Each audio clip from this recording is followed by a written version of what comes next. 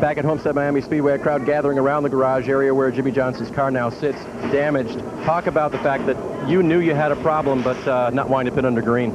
Yeah, I knew that I had a problem, but I didn't feel like I had a flat. And for some reason, the right rear tire blew out going down into turn 3. You can see it here on the ground. It's just exploded going down the backstretch. I was like 2 or 3 seconds off the pace, was losing a lot of time.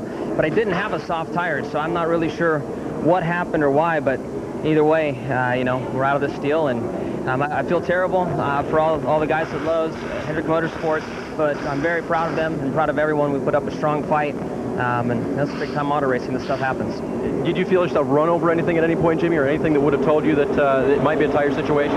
No, when I took off from that restart, I started going backwards in a hurry, and I just thought that, you know, we adjusted on the car because it was getting dark and that the car was just a little too free. And then about 4 or 5 laps after that, I knew there was something big, and I was trying to get to a caution. Unfortunately, we were the caution.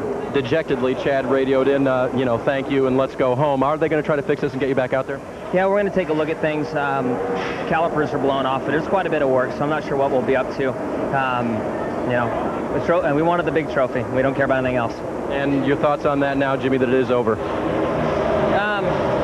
You know, I look back at the season and we did everything we could. So I'm disappointed, but very proud of my team and everybody involved. Lowe's and the sport they give us, Hendrick Motorsports, and the hard work they put into this season. It's just too bad. You know, we'll be back next year. A lot of hard work from this 48 team. They will repair and send Jimmy back out for a few final laps this year. Thanks, Dave. Good job back there. There's the championship leader, Tony Stewart, 9th last time by. But he was in the middle of a mess. I was going to say, he's trying to get out of that mess right now. He's trying to get through this bunch of traffic right now he's in the middle of.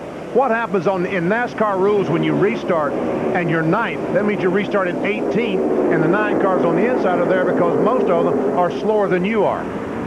Here, look at Ryan Newman. Where did he come from battling for the lead in that 12 car? On the bumper of Carl Edwards.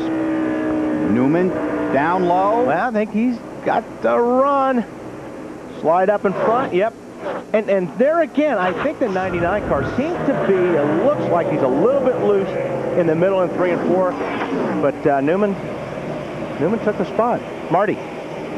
Well, you drivers know a 12.5 second pit stop, that never hurts things, does it? No, it doesn't. Yeah, that was the case for Ryan Newman. Excellent stop by the Alltel guys. Car's been way too tight for Ryan. The problem, the longer they run, the tighter this race car gets. He tries to run that middle groove you see him running in turns 3 and 4. That's by the advice of Roger Penske, who has said, you're much better up there. He's able to take the lead. Let's see if he can hang on to it, though. Well, let's see if he can. We've seen the 12 car. He's really good early for about 10 or 15 laps, and then it looks like the competition becomes faster than the 12 car. And this guy right here in the 99 car looks the best after those 15 or 20 laps. And this lap. Don't let him squeeze you. Whoa! Bobby Hudson, the spotter for Carl Edwards. We'll get him in time. Doesn't get any closer than that, folks. Sure doesn't. Just want to get in. We are past halfway. Lap 134 was the halfway mark. 99's got a good run off, but usually, guy on the high side's got the momentum. Then again, I think Newman had enough, really. I think Newman may have backed off a little bit there just to... But go ahead and take that spot for now. Because while they were racing, Jeff Gordon, who was probably a second behind them, has closed up on the back bumper of the 12 car. And Newman saw that and said, no, wait a minute. Why are we letting the 24 car get back in this race? Because I saw how good he was. Yes. Casey Mears is 4th, Mark Martin 5th. Championship leader Tony Stewart 9th. Jimmie Johnson has crashed and gone to the garage. He is out of contention for the championship.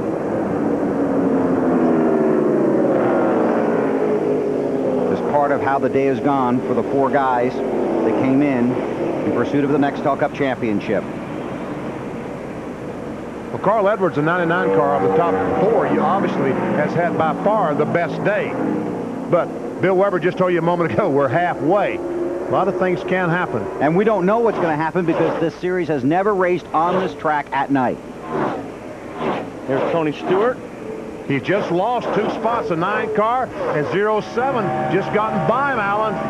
Yeah, Benny, remember when Tony Stewart won his first championship a few years ago, 2002, in the season finale here at Homestead? He came in leading Mark Martin by 89 points, needing to finish 22nd or better. Remember where he finished that day? 18th. They struggled in that final race. Here Tony comes in needing to finish 9th or better on the day. You can't exactly say they've had a rocket ship and run to the front in this one, but they're doing pretty much what they need to do for the moment. He's running in 11th, trying to keep tabs on Carl Edwards, still fighting that tight condition, wanting his car to turn better in the corners. And he's only got 2 guys now to keep track of with Johnson out. Oh, that's right. He had to finish 9th or better to beat Jimmy Johnson. Right. But now the number probably falls back to 20th or better to beat Carl Edwards. 9th or better clinches for Stewart. As Benny talked about, based on coming in with Johnson being 2nd in the championship standings. And in 18 of the last 20 races, Tony has finished 9th or better.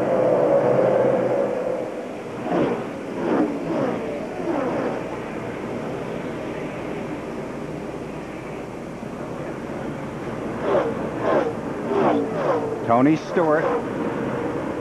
And Stewart's just riding. I mean, he's just riding right now. He's And watching the scoring monitor, he could fall back to 20th, Right. and still be tied with Carl Edwards for the lead in NASCAR Nextel Cup points. So he's got plenty of cushion.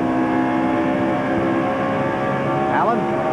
Well, BP, I'm going to debate you just a little bit on that, because as we've watched that point monitor all day with Carl Edwards running as well as he has, there's not a lot of margin for error there. Tony's not so much riding right now as he's taking what his car will give him. They continue to adjust on the car every pit stop, looking to make it better. He's trying not to drive over the car's capability and spin it out and crash, but right now he's taking what the car will give him, and right now he's got about a 10th or 11th place car that they continue to work on.